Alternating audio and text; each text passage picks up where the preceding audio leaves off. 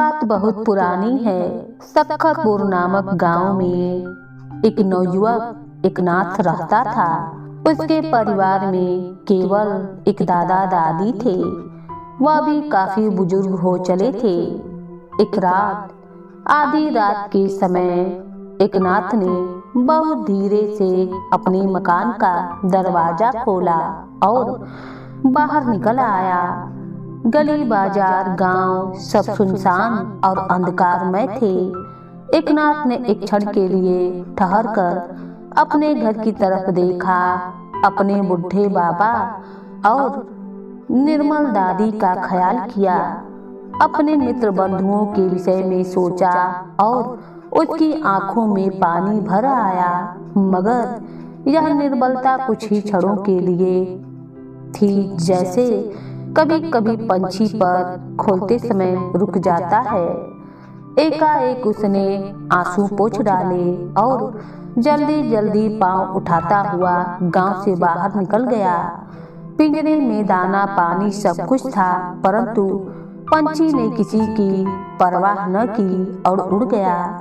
चारों ओर अंधेरा था। दूर काले वृक्षों की काली छाया तले कुत्तों और गीदड़ों के रोने की आवाजें सुनाई दे रही थीं। मगर एकनाथ संपूर्ण दृढ़ता से झाड़ियों में उछलता हुआ, गड्ढों में गिरता हुआ, पत्थरों से ठोकरें खाता हुआ आगे चला जा रहा था और उसे इस बात की भी जरा भी चिंता न थी कि मार्ग भयानक है और रात के अंधेरे में कई बलाएं छिपी हो सकती हैं।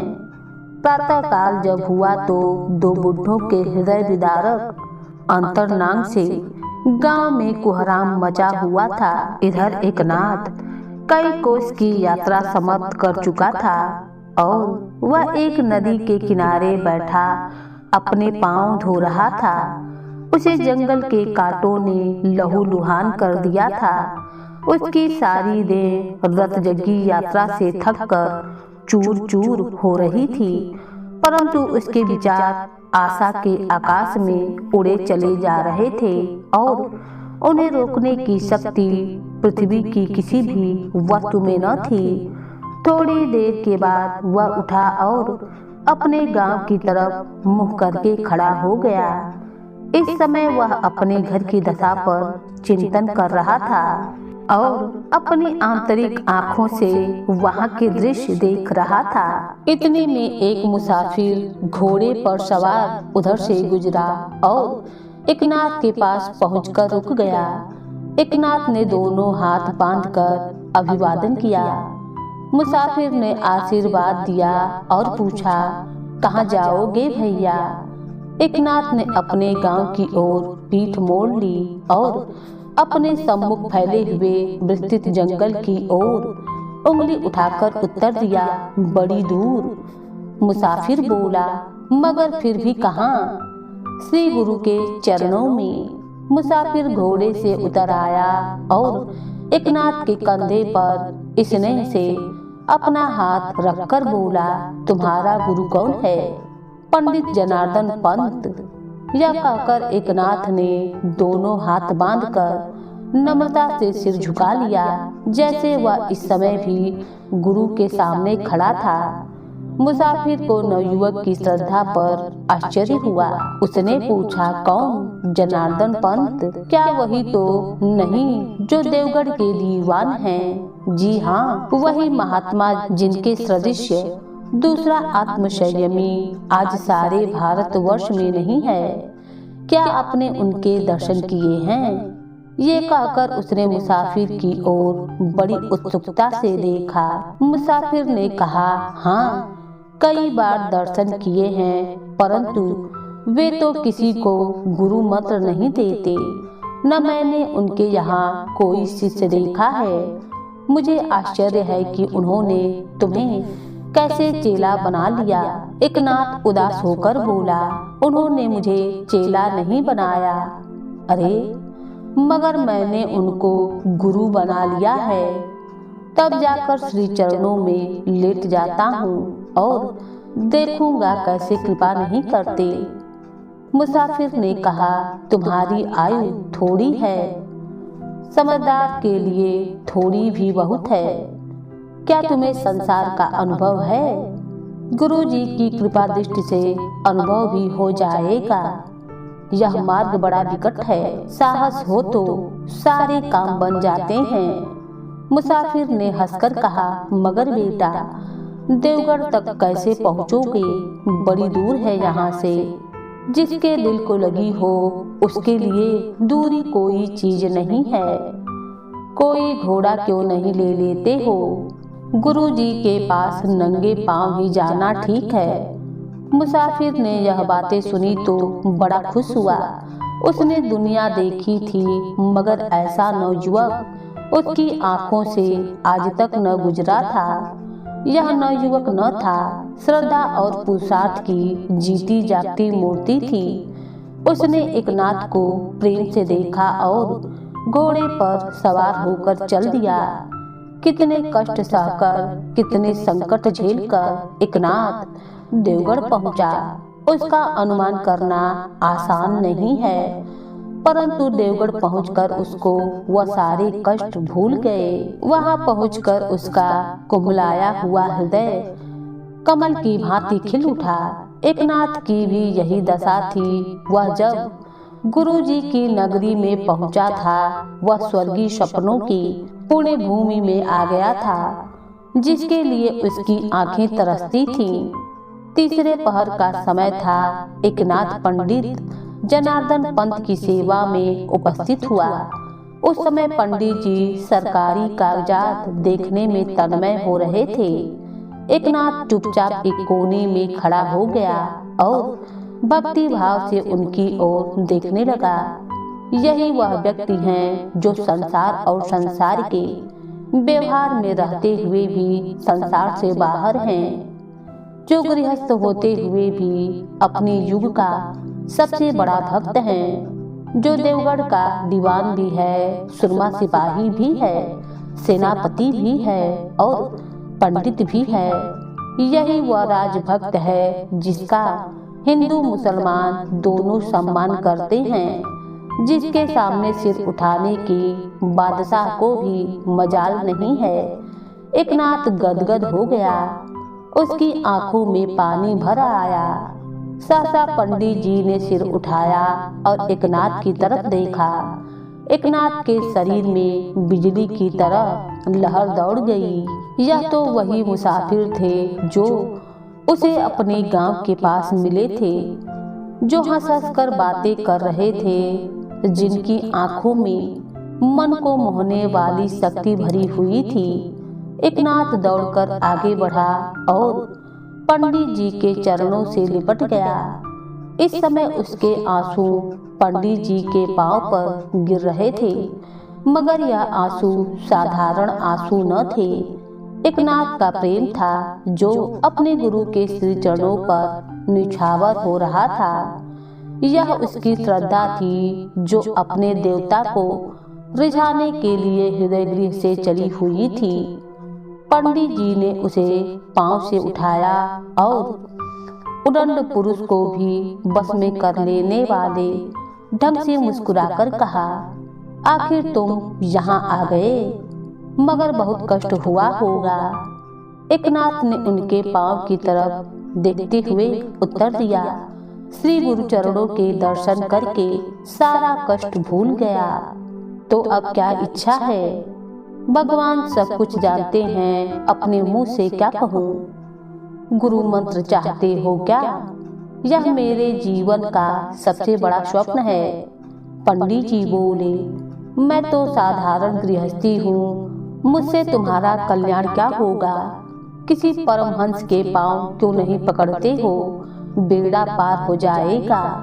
एकनाथ ने कहा, मैंने इस युग का सबसे बड़ा परमहंस पा लिया और अब कहाँ जाऊं? आप गृहस्थी हैं, परंतु आपकी पदवी साधु सन्यासियों से भी काफी ऊंची है। पंडित जी ने कहा, यह तुम्हारी श्रद्धा है, मैं तो राजा का एक मामूली नौकर हूँ। एकनाथ ने कहा, मगर मेरे लिए तो आप राजाओं के भी राजा हैं। यह कहकर एकनाथ ने फिर सिर झुका लिया और पंडित जी के पांवों में लेट गया। पंडित जी निरुत्तर हो गए। विनय और श्रद्धा के सामने तर्क की बोली पेश नहीं जाती।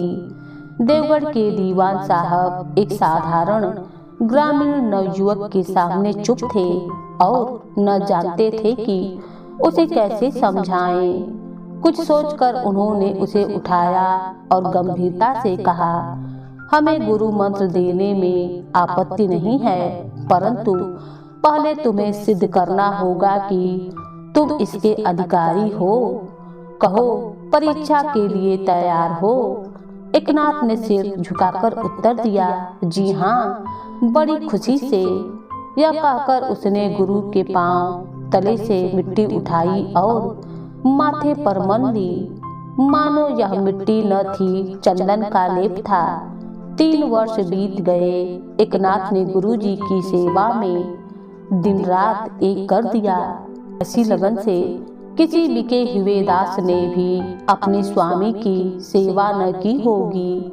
वह उनके कपड़े धोता था, उनके लिए धान कूटता था, पानी भरता था, बाल बच्चों को खिलाता था और इतना ही नहीं, उनके दफ्तर का सारा काम अपने हाथों से करता था।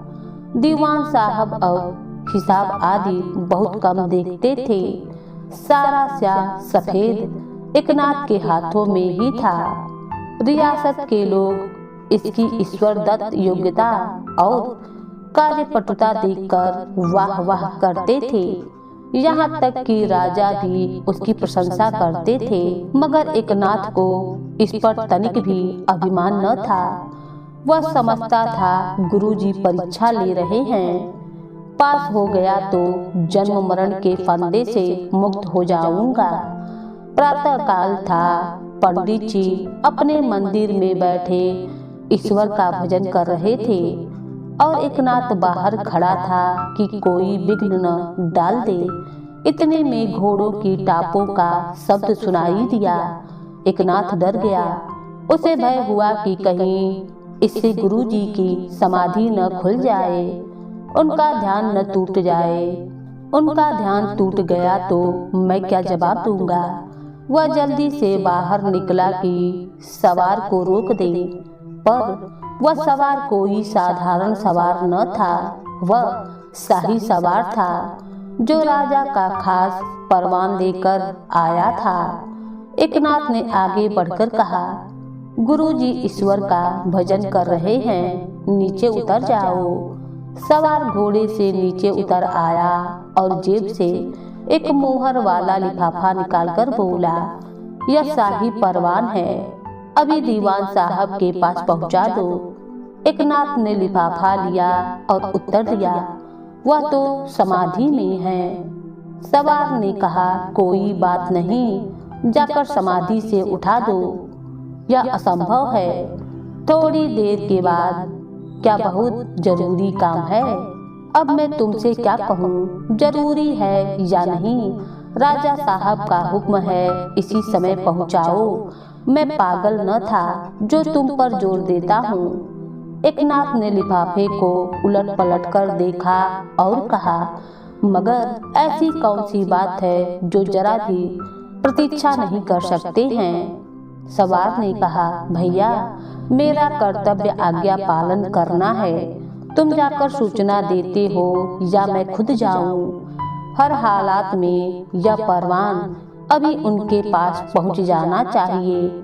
जरा सी देरी भी रियासत को बर्बाद कर देगी। एकनाथ ने कहा, मगर इस समय तो उनके पास कोई भी नहीं जा सकता है।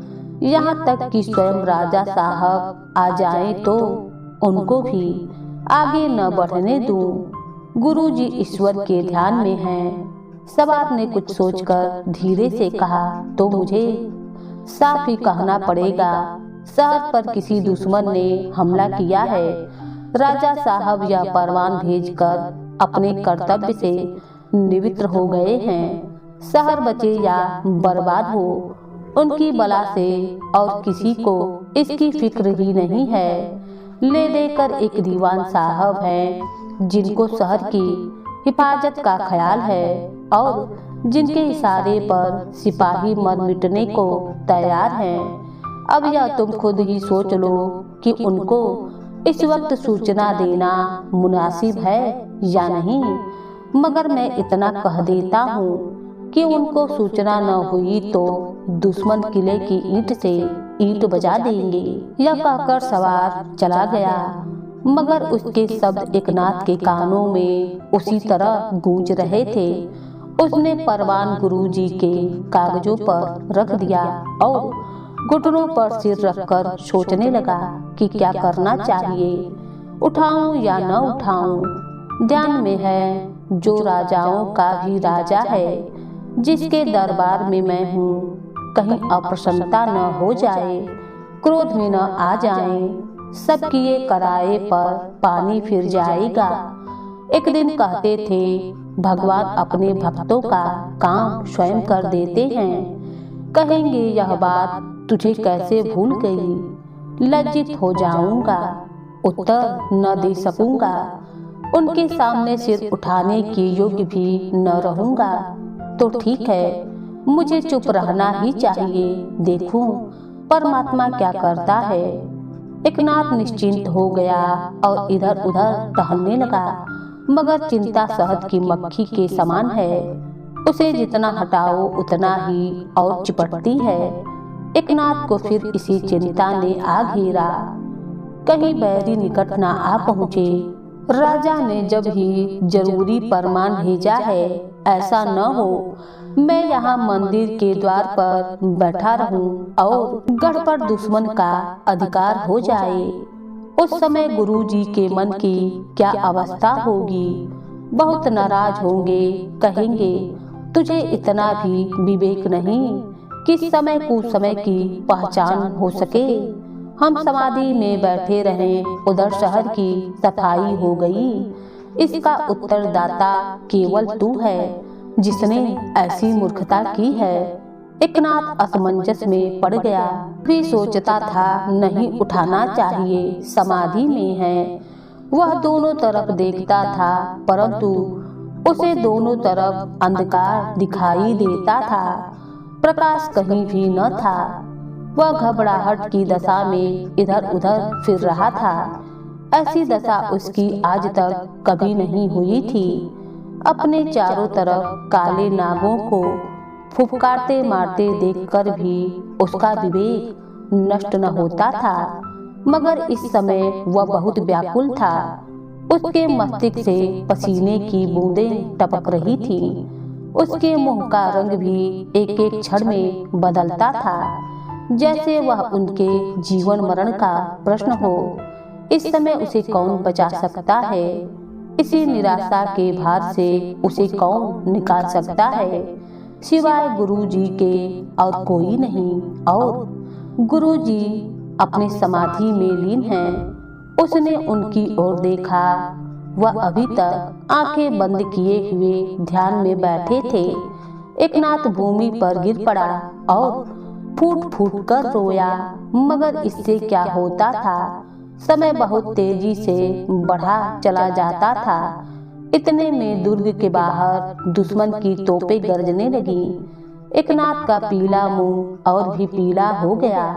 अब सोचने का अवसर न था, काम करने का समय था। एक क्षण में इधर या उधर एकनाथ ने अपने धड़कते हुए दिल पर हाथ रखा, अपनी तर्क शक्ति को एकत्रित किया, एक मिनट के लिए सिर झुकाया और निश्चय कर लिया। थोड़ी देर के बाद वह गुरुजी की जंगी पोशाक पहने उनके जंगी घोड़े पर सवार था और देवगढ़ की वीर सेना उसके पीछे हर हर महादेव करती हुई दुर्ग से निकल रही थी। एकनाथ लड़ा और विजयी हुआ और दुश्मन को भगाकर वापस आ गया, परंतु उस समय यह किसी को भी पता न था कि यह एकनाथ है, पंत जी नहीं है। एकनाथ ने घोड़ा अश्वशाला में बांध दिया और कवच उतार कर दीवार के साथ लटका दिया और अपने वासंगी रंग के वस्त्र पहनकर चुपचाप अपने स्थान पर जा पहुंचा। जैसे कुछ हुआ ही नहीं हो। थोड़ी देर बाद गुरुजी की समाधि खुली और वह बाहर निकले। वहां हर एक के मुंह पर इसी घटना का बखान था। लोग कहते थे, आज दीवान साहब ने कमाल किया। उनकी तलवार ऐसी चलती थी जैसे कैंची कपड़े पर चलती है। दुश्मन कैसे घमंड से आया था, मानो देवगढ़ में सिपाही नहीं रहते, पशु पक्षी रहते हैं। मगर दीवान साहब ने उसके दांत खट्टे कर दिए। दीवान साहब को आश्चर्य हो रहा था कि यह कहते क्या हैं, कौन आया है, किसने आक्रमण किया, किसने दांत खट्टे किए। इनको किसी की भी बात का ज्ञान न था। आश्चर्यचकित हो आगे बढ़ रहे थे कि एक स्थान पर कुछ आदमी बातें करते दिखाई दिए। दीवान साहब उनके पीछे खड़े हो गए और सुनने लगे। एक आदमी कह रहा था, आज तो दीवान साहब की चुस्ती चालाकी देखने योग्य थी। दूसरा बोला, हम उनके छोटे हैं, परंतु हम में वह जोश नाम को नहीं है, अद्भुत आदमी हैं। तीसरा बोला, आदमी है भाई, वाह भाई वाह। उन्हें आदमी कौन कहता है, वह तो कोई ऋषि है। पापी प्राणियों में यह शक्ति कहाँ है।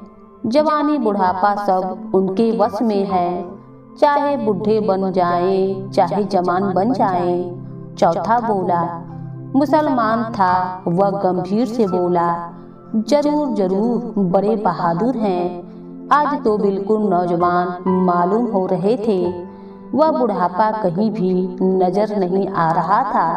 तीसरा बोला, और भैया हम तो देख रहे थे, दुश्मन उनको देखते ही कि कर्तव्य विमूढ़ हो ही जाते थे, जैसे किसी ने मंत्र पढ़कर उनकी संज्ञा छीन ली हो। चौथे ने कहा, आंखों से आग बरसती थी। सिद्ध पुरुष महात्माओं के यही लक्षण हैं, जिसकी तरफ देख ले वही बस में हो जाता है, कुछ करना चाहे तब भी नहीं कर सकता है। दूसरे ने कहा, और उनका घोड़ा कैसा उड़ता चला जा रहा था, वह शायद अपने आप में नहीं था। तीसरे ने कहा, खूब देखा, 2 ही घंटों में दुश्मन मैदान छोड़कर भाग गया। कितने घमंड से आया था, मानो विजय निश्चित है। चौथे ने कहा, अब कभी इस तरफ देखने का साहस न करेगा। पहले ने कहा, समझता होगा बादशाह विलासी प्रिय होते हैं, विजय हो जाएगी। यह पता न था कि पंत जी का सामना है, कैसे भागेगा। दूसरा बोला, अच्छी शिक्षा मिली, आजीवन याद रखेगा। पांचवे ने कहा, परंतु एक और बात सुनी है, सुनकर बुद्धि चकराती है, बड़ी अद्भुत बात है। पहले ने कहा, वह क्या? कुछ लोगों का कहना है, जब वह दुश्मन से लड़ रहे थे, उसी समय वह अपने मंदिर में भी बैठे हुए थे। दूसरे ने कहा, हाँ हाँ, सुना तो हमने भी है। तीसरा बोला, परंतु एक ही समय में 2 स्थानों पर, यहाँ भी और वहाँ भी अचरज होता है। चौथे ने कहा, भाई, जिसकी पीठ पर परमेश्वर का हाथ हो, उसके लिए कुछ भी कठिन नहीं है। भगवान जो चाहे कर दे, उसका हाथ कौन पकड़ सकता है। वह चाहे तो तुम अभी आकाश में भी उड़ने लगो, हम मुँह देखते रह जाएंगे। प्रभु की लीला है। पांचवे ने कहा, और क्या? पहला बोला, यह दीवान साहब नहीं, नगर रक्षक देवता हैं। सहसा एक आदमी ने पीछे मुड़कर देखा और दूसरे को दिखाया, सब दंग रह गए। यह क्या? दीवान साहब चले जा रहे हैं। एक बोला, लो, यह भी लो। हम में से किसी का रूप धारण करके खड़े थे, अब अपने रूप में जा रहे हैं। हमने तो पहले ही कह दिया था कि यह महात्मा जो चाहें सो कर सकते हैं। अब दीवान साहब सब कुछ समझ गए। यह काम एक नाथ का ही है, किसी दूसरे का नहीं। उसी ने हमारे वस्त्र पहने और दुश्मन को हराकर लौट आया। यह बालक कितना वीर है, कितना समझदार है। राजा का फरमान आया होगा। हम समाधि में थे, हमें नहीं उठाया, स्वयं लड़ने चला गया। कोई मूर्ख होता तो कहता शहर लुटता है, तो लुटे हमें क्या। बैठे गुरु की आज्ञा का पालन कर रहे हैं। उन्होंने मंदिर में पहुंचते ही एकनाथ को गले से लगा लिया और कहा, तूने मेरी लाज रख ली। एकनाथ बार बार उनके चरणों पर गिरता था और कहता था, आप मुझे लज्जित कर रहे हैं, मैंने तो कुछ भी नहीं किया। पंडित जी ने उसे स्नेहपूर्ण दृष्टि से देखा और कहा, तुम्हारी वीरता की लोग भूरी भूरी प्रशंसा कर रहे हैं। मुझे यह पता न था कि तुम तलवार के भी धनी हो। एकनाथ ने कहा, यह सब आपकी कृपा है, वरना मेरी भुजाओं में ऐसा बल कभी न था। लोगों को संदेह भी न हुआ कि यह तुम हो, मैं नहीं हूँ। एकनाथ बोला, और वास्तव में यह आप ही का प्रताप है, नहीं तो मैं किस योग्य था।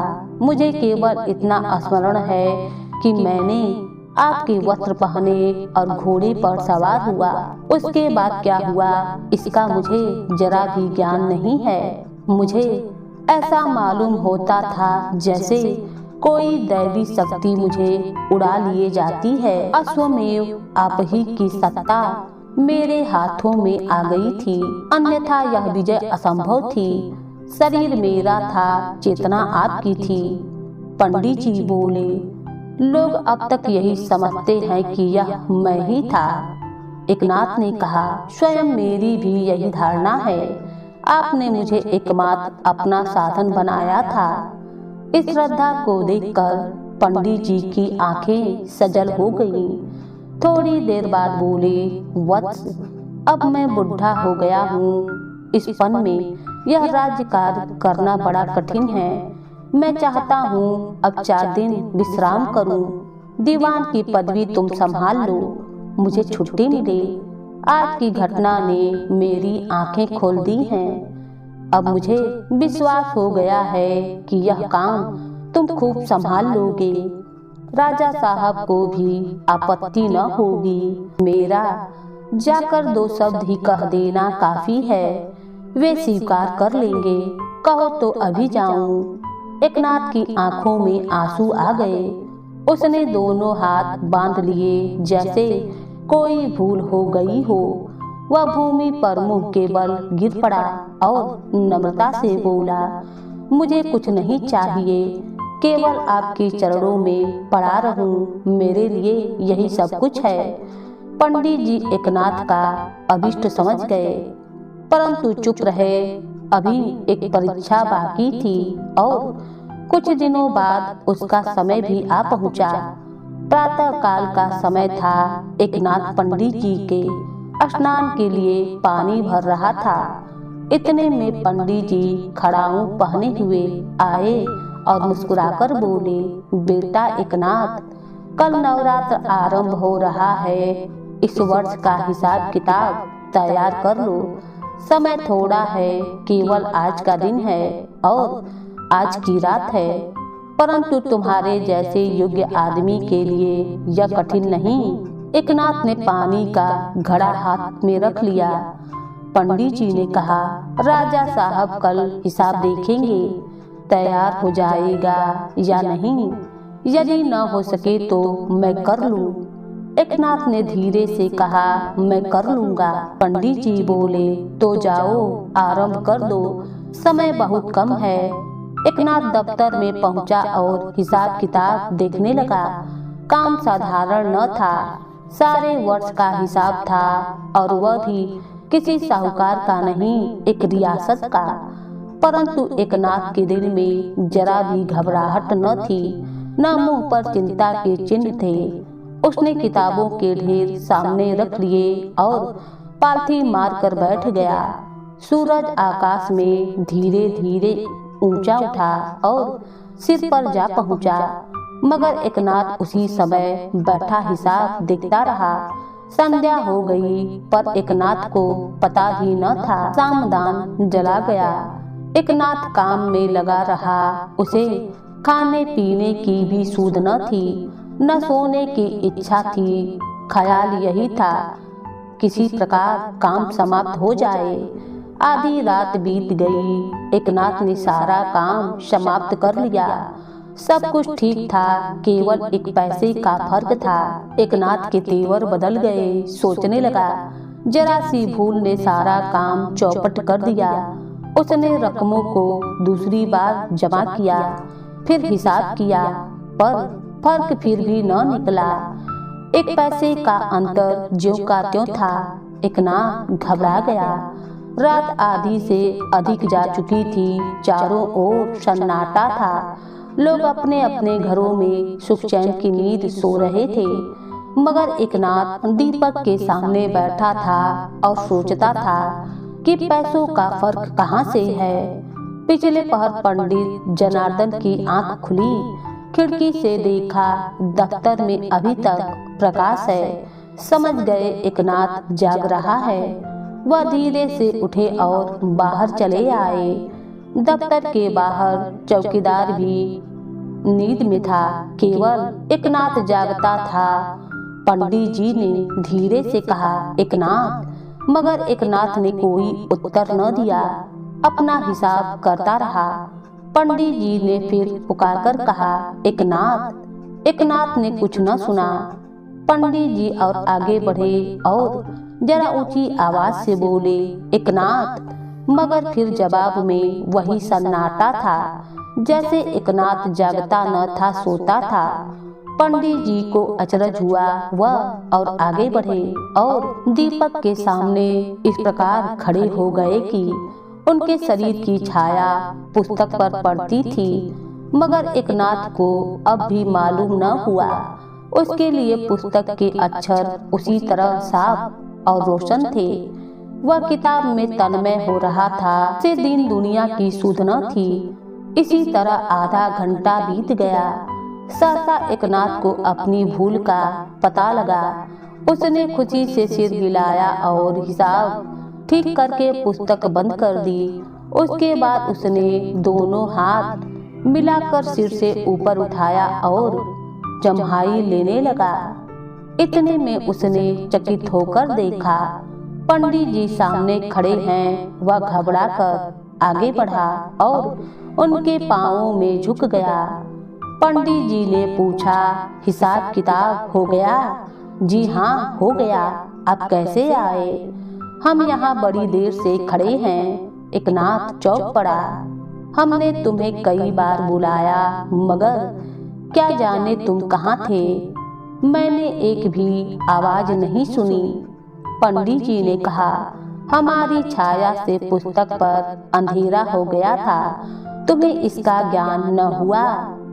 अब क्या कहूँ, मुझे संदेह तक न हुआ कि कोई इस कमरे में खड़ा है। इस समय मेरी दुनिया केवल यह पुस्तक थी। पंडित जी खड़े थे, बैठ गए और एकनाथ के मुंह की ओर देखकर बोले, प्रातः काल से इसी भांति बैठे थे क्या? जी हाँ, इसी भांति। कुछ खाया पिया भी नहीं, जी नहीं, नींद भी नहीं आई, जरा भी नहीं। इस समय क्या कर रहे हो? एक पैसे का फर्क पड़ रहा था, उसे निकाल रहा था। बड़ी कठिनाई से पता चला। पंडित जी ने कहा, एक पैसे के लिए इतना परिश्रम क्यों किया? मामूली सी बात थी।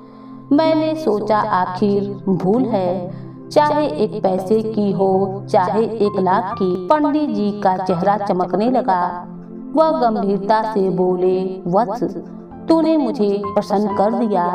मेरी परीक्षा बड़ी कठिन थी। बड़े बड़े साधु संत भी कदाचित इसमें सफल न होते, परंतु तू सब में उत्तीर्ण हो गया। तूने काले कोसी की यात्रा की और सिद्ध कर दिया कि तेरा हृदय श्रद्धा का सागर है। तूने सिद्ध कर दिया कि तुममें सेवा भाव है। तूने सिद्ध कर दिया कि युद्ध क्षेत्र में विजय प्राप्त की, जो इस बात का प्रमाण है कि तू वीरात्मा है और तुझे मृत्यु का भय नहीं है। और फिर दीवान की पदवी को ठुकरा दिया। कोई लोभी ऐसे अवसर पर फूला न समाता। वह त्याग भाव कितना पवित्र, कितना महान है। परंतु मैंने तुझे उस समय भी गुरु मंत्र न दिया, क्योंकि अभी एक परीक्षा बाकी थी। आज वह भी समाप्त हो गई। मैं देखना चाहता था कि तुम में एकाग्रता है या नहीं, जिसके बिना ईश्वर भक्ति के मार्ग पर 2 पग चलना भी असंभव है। मैं आया, मैंने तुझे आवाज दी, मैंने तेरा प्रकाश रोक लिया, परंतु तुझे मालूम भी न हुआ। यह थी एकाग्रता की पराकाष्ठा। अब मैं तुझे गुरु मंत्र देने को तैयार हूँ। मुझे तेरे जैसे शिष्य पर गर्व है। इस समय एकनाथ के चेहरे पर ऐसा तेज था जो इस मृतलोक में कभी कभी दिखाई देता हो। आज उसका वर्षों का परिश्रम सफल हुआ है। आज वह परीक्षा में उत्तीर्ण हुआ है। उसने वही भूमि पर गिरकर घुटने टेक दिए। पंडित जी ने फिर कहा, और मुझे यह भी आशा है कि जिस प्रकार तूने आज एक पैसे की भूल के लिए अपना समय खर्च कर दिया है, उसी प्रकार भक्ति मार्ग पर चलते हुए भी तू इस नियम को स्मरण रखेगा और छोटी से छोटी बुराई की भी अवहेलना न करेगा। अब जा, आराम कर। कल मैं तुझे प्रकाश, पवित्रता और अमर जीवन के सन्मार्ग पर चलने का उपदेश दूंगा। एकनाथ का चेहरा और भी चमकने लगा, क्योंकि एकनाथ गुरु की परीक्षा में सफल हो चुका था। उसने गुरु दक्षिणा पा ली थी।